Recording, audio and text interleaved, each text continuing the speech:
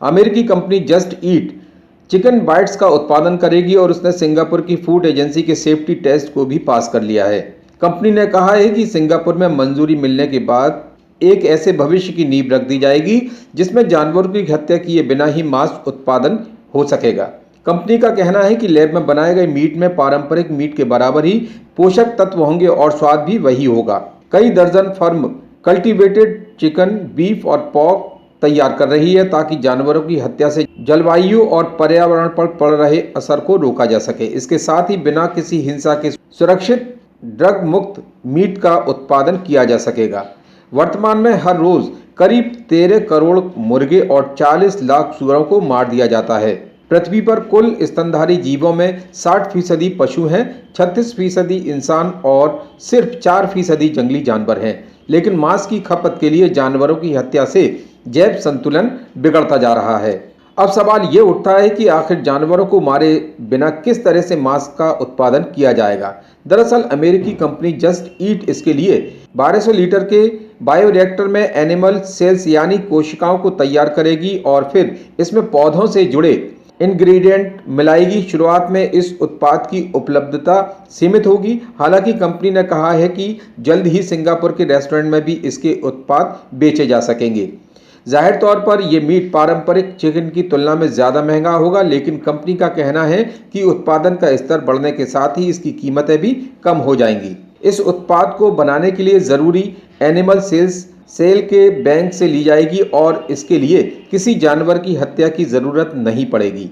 ये सेल्स जिंदा जानवरों की बायोप्सीज से भी ली जा सकती है। कोशिकाओं को उगाने के लिए जो भी पोषक तत्व इस्तेमाल होंगे वो पौधों से ही लिए जाएंगे।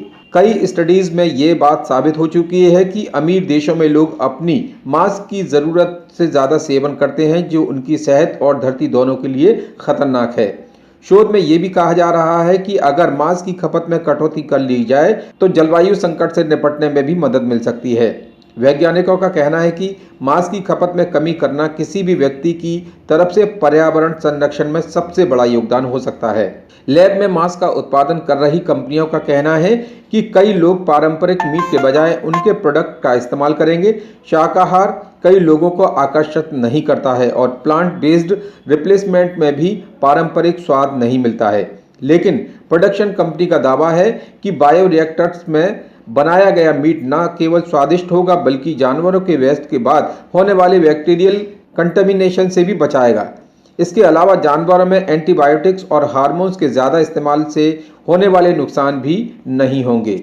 हालांकि इसके साथ भी कुछ समस्याएं हैं। छोटे स्तर पर मीट उत्पादन में ऊर्जा का ज़्यादा इस्तेमाल होगा और कार्बन उत्सर्जन में भी बढ़ोतरी होने का डर है।